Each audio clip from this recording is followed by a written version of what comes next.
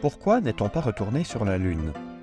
Parmi les questions les plus fréquentes chez certaines personnes qui se disent sceptiques ou encore chercheuses de vérité, ou encore qui ne font que poser des questions sur l'histoire du programme spatial en général et américain en particulier, celle-ci revient souvent. Ainsi que l'aussi habituelle que stupide réponse: pour y être retourné, encore faut-il y être déjà allé. Réponse qui relève au mieux de l'ignorance, ce qui en soi n'est pas si grave, au pire de la mauvaise foi et de la bêtise. Résumons un peu. Pendant la guerre froide, Américains et Soviétiques sont en compétition dans pas mal de domaines, avec des conséquences diverses dont certaines ne sont franchement pas géniales pour certains pays tiers. Dans le domaine spatial en particulier, ils vont se lancer dans la course à l'espace, un peu comme des enfants qui veulent jouer à qui a la plus grosse fusée. Dans un premier temps, la chance, ou plutôt l'avantage, semble être du côté des Soviétiques, qui accumulent de leur côté pas mal de premières. Rendons donc ainsi hommage à Sputnik, à la chienne Laika qui n'a pas survécu, à Yuri Gagarin, à Alexei Leonov et à Valentina Tereshkova, ainsi qu'à Sergei Korolev, sans qui le programme spatial soviétique n'aurait pas été le même. Soit dit en passant, il est question ici des exploits scientifiques et technologiques des deux camps, pas de leurs politiques intérieures et internationales respectives. Ceux qui sont venus pour ça, merci d'aller ailleurs. Un peu à la traîne donc, les Américains vont se lancer dans un défi quasi inimaginable à l'époque. Le 12 septembre 1962, dans un discours désormais célèbre, le président Kennedy propose ni plus ni moins que d'envoyer des missions habitées jusqu'à la Lune, et ce avant la fin de la décennie. We choose to go to the moon. We choose to go to the moon.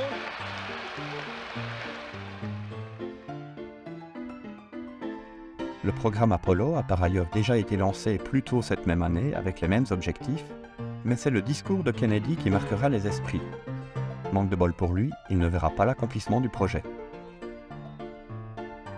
Le défi est immense, sachant qu'à l'époque, les Américains sont tellement à la traîne par rapport aux Soviétiques qu'ils n'ont encore réalisé aucun vol orbital habité.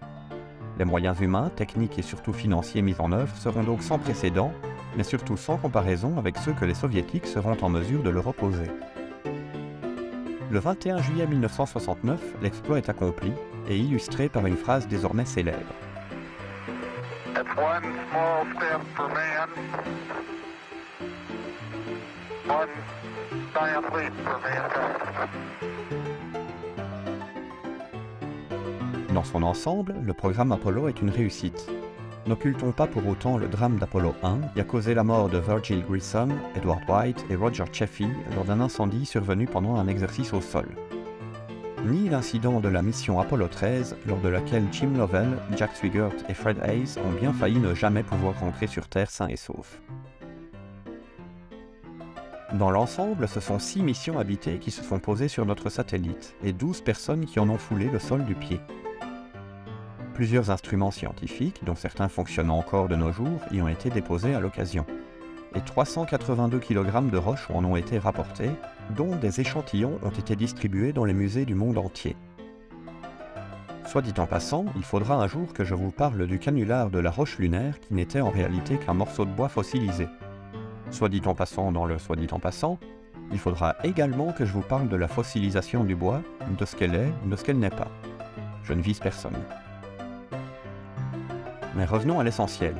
Pourquoi, depuis 1972, date de fin du programme Apollo, n'est-on pas retourné sur la Lune si c'était si facile? Eh bien, tout simplement parce que 1. Ça n'a rien de facile, 2. Ça coûte une blinde, et 3. Rien ne le justifiait. Développons, point par point. Premier point. Envoyer des gens dans l'espace, c'est déjà une grosse prise de risque. Outre Apollo 1, souvenons-nous de Soyuz 1, X-15-3, Soyuz 11, Challenger et Columbia. Sans compter les désastres qui ont pu se produire sur et autour des aires de lancement, les programmes spatiaux n'ont pas tué que des astronautes ou des cosmonautes. N'oublions pas non plus les incidents au cours desquels personne n'a été tué ni blessé, mais qui auraient pu très mal se finir. Je pense évidemment à Apollo 13, mais aussi à Soyuz T-10-11 et plus récemment Soyuz MS-10, lors desquels les personnes à bord ont littéralement eu chaud aux fesses, presque au sens propre. Ensuite, envoyer des gens sur la Lune, ce n'est pas la même chose que de les envoyer sur orbite. Pour simplifier à l'extrême, en cas de pépin sur orbite, une petite poussée rétrograde suffit, entre guillemets, à vous ramener sur Terre.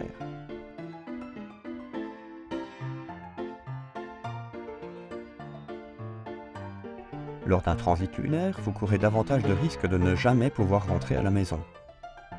La puissance requise lors du lancement n'est pas la même non plus. La fusée Saturn V, justement, a battu pendant plus de 50 ans tous les records en matière de taille, de masse et de charge utile. Son pendant soviétique, la N1, n'a jamais dépassé le stade des essais. La Saturn V n'a été supplantée que par le SLS en 2022. Deuxième point, une mission lunaire, ça coûte cher. Le programme Apollo a mobilisé environ 400 000 personnes et a coûté la bagatelle de 25 400 millions de dollars. À l'époque, la même somme dépasserait les 153 milliards en 2019 et atteindrait même les 184 milliards à l'heure où j'écris ces lignes. À titre de comparaison, l'ISS totaliserait 150 milliards de dollars. Et d'une part, il s'agit d'un projet international et non d'un programme porté par une seule nation comme c'était le cas pour Apollo, et d'autre part, elle est en vol depuis 1998, année du lancement de Zarya, son premier module, soit presque 25 ans, encore une fois à l'heure où j'écris ces lignes. Le programme Apollo n'a quant à lui duré que 11 ans, et les missions lunaires proprement dites ne se sont étalées que sur 3 ans. Notons également qu'en raison du coût faramineux du programme ainsi que du désintérêt progressif de l'opinion publique, ce qui joue aussi, les 3 dernières missions, Apollo 18, 19 et 20, ont été purement et simplement annulées. Soit dit en passant, le programme Apollo a mobilisé environ 400 000 personnes. Ce seul état de fait suffit à tordre le cou à l'hypothèse conspirationniste du Moon Hoax. Il est littéralement impossible de faire garder un secret à autant de monde sur une telle durée sans que qui que ce soit ne finisse par cracher le morceau. Troisième point, rien ne justifiait de retourner sur la Lune.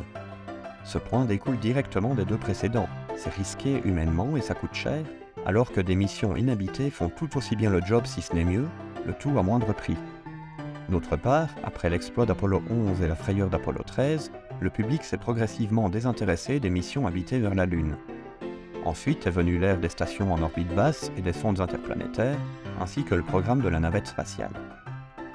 Depuis quelques années pourtant, la Lune fait à nouveau rêver et redevient le centre de l'attention de diverses agences spatiales à travers le monde, mais pas pour les mêmes raisons que dans les années 60. Et cette page de l'histoire reste encore à écrire.